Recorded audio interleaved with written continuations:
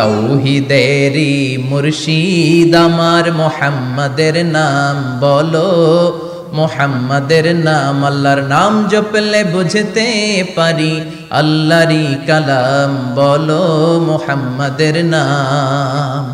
ওই নামেরই রশি ধরে যাই আল্লাহর পথে, ওই নামেরই ভেলায় চড়ে ভাসি নূরের স্রোতে।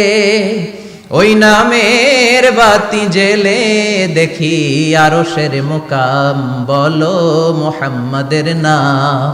তৌহিদেরি মুর্শিদ আমার মোহাম্মদের নাম, বলো মোহাম্মদের নাম। পড়েন আল্লাহু আকবার। সুন্নাহ হচ্ছে সোম আর বৃহস্পতিবার।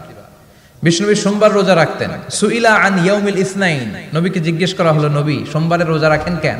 বিষ্ণুনবী বলেন, ফিহি উলিদতু, এদিনে আমি জন্মগ্রহণ করেছিলাম, তাই শুকরিয়া স্বরূপ রোজা রাখি।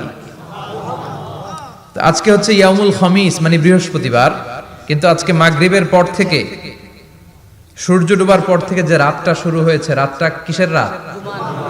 জুমার রাত। এজন্য আমি সূরাতুল জুমা থেকে একটি আয়াত তেলাওয়াত করেছি। এই আয়াতের আলোকে জুমার দিনের ফজিলত, জুমার দিনের status, importance and significance in our life, in our social life, এ নিয়ে আমরা কিছু কথা বলবো। এবং জুমা কেন্দ্রিক আমাদের মধ্যে কিছু মিস আন্ডারস্ট্যান্ডিং, মিস ইন্টারপ্রিটেশন আছে, মিসকনসেপশন আছে, এগুলো নিয়ে আমরা কিছু কথা আজকে শুনবো আমলের নিয়তে। কিসের নিয়তে? সবাই কি একমত? ইনশাআল্লাহ। তাহলে এই প্রতি মুহূর্তকে কিয়ামতের ময়দানে আল্লাহ তাআলা মিজানের পাল্লায় রাখা হলে এটা উহুদ পাহাড়ের সমান ভারী করে দিবে। আর যদি আমলের নিয়ত না থাকে, 1 ঘন্টা 1.5 ঘন্টা চলে যাবে, আমল নামায় এটার কোনো ওজনই হবে না। এজন্য যারা আসছেন সবাই শুরুতে নিয়ত খালেস করে নেন, যে যতক্ষণ শুনবো আমলের নিয়তে শুনবো। আর মাঝখান দিয়ে ওঠা বসা করবেন কারা কারা, এখনই একটু হাত তুলেন দেখি। 2-1 জন তুলছে ভুলে। আচ্ছা, কেউ উঠবেন না তো? কথা দিছেন? ওঠা বসা করাটা আমি পছন্দ করি না। খুব অল্প কয়েক মিনিট কথা বলবো, কিন্তু যতক্ষণ বলবো আমরা মনোযোগ দিয়ে শুনবো। ইনশাআল্লাহ পড়েন। ইনশাআল্লাহ। আরো জোরে ইনশাআল্লাহ। ইনশাআল্লাহ। তো আজকে আমরা যে সূরাটা থেকে কথা বলবো, সূরার নাম সূরাতুল জুমআহ। সূরার নাম কথা কয় না? জুমআহ, সূরাতুল জুমআহ। আরবি শব্দ বের করার একটু চেষ্টা করবে, করতে করতে মুখটা নরম হয়ে আসবে, তখন আরবি শব্দ বেরোবে। ইংরেজি শব্দ, হিন্দি শব্দ বলতে বলতে আরবি বেরোয় না আমাদের। হিন্দি কইতে গেলে সব মুখস্থ। এখন বাংলার চেয়ে আমাদের ছেলেপেলারা হিন্দি বেশি জানে, ঠিক কি না? যে বাংলা ভাষার জন্য আমাদের সালাম সালাম হাজার সালাম, ওই বাংলা ভাষারে ভুলে আমরা এখন হিন্দি ঢুকাইছি। তুজে দেখা তুহে জানা সানাম, সব মুখস্থ বলা বানবো। দুম্মা চলে দুম, আছে না নাই? আল্লাহ হেফাজত কর। তো আজকে যে সূরা থেকে কথা শুনবো, সূরার নাম সূরাতুল জুমআহ। সূরার নাম সূরাতুল জুমআহ। বলেন সূরার নাম কি? সবাই বলেন সূরাতুল জুমআহ। আবার বলেন সূরাতুল জুমআহ। এই তো হয়ে গেছে। I consider this program as a class. Class মনে করি। I consider this tafsir as a class. তো উত্তর করতে হবে। টিচার প্রশ্ন করলে কি করতে হয়? উত্তর করলে আমরা কিছু শিখে যেতে পারবো। ইমানের একটা চেতনা লাগবে। ঘুমায় পড়লে হবে না। ঘুমায় থাকে যারা, ওই শ্রোতাদেরকে আমি বক্তব্য শোনাই না। আমি বক্তব্য শোনাই যারা জেগে থাকে, যাদের ইমান জ্বলে ওঠে, ঠিক কি না? যে ইমান প্রয়োজনে জ্বলে ওঠে না,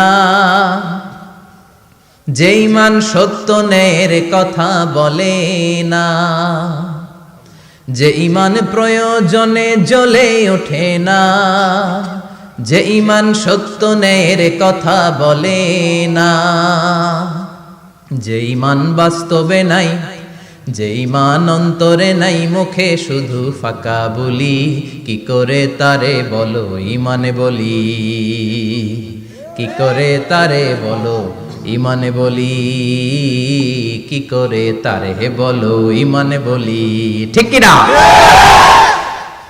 যে ইমান দিন কায়েমের আন্দোলনের ধার ধারে না, যে ইমান পোশাকধারী কোরআন হাদিস তাও পড়ে না, যে ইমান খাজার নামে মাজার গড়ে ফুলুস কামায়। আছে আছে রাজা মেয়ারে নাই আছে?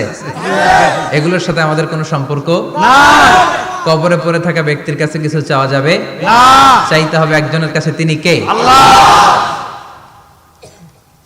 যে ইমান দিন কায়েমের আন্দোলনের ধার ধারে না, যে ইমান লেবাসধারী কোরআন হাদিস তাও পড়ে না, যে ইমান খাজার নামে মাজার গড়ে ফুলুস কামায়, যে ইমান শিরকিয়াতের আমল করে ভীত না হয়, যে ইমান বাস্তবে নাই, যে ইমান ময়দানে নাই, মুখে শুধু কথার কলি, কি করে তারে বলো ইমানে বলি, কি করে তারে বলো ইমানে বলি, কি করে তারে বলো ইমানে বলি, ঠিক কিনা? এজন্য মুমিন জ্বলে উঠবে আপন শক্তিতে।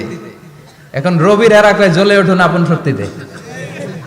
আপন শক্তিতে জ্বলে উঠবে ইমানদারেরা ইমানের তেজে। চিল্লায় বলেন ঠিক কিনা?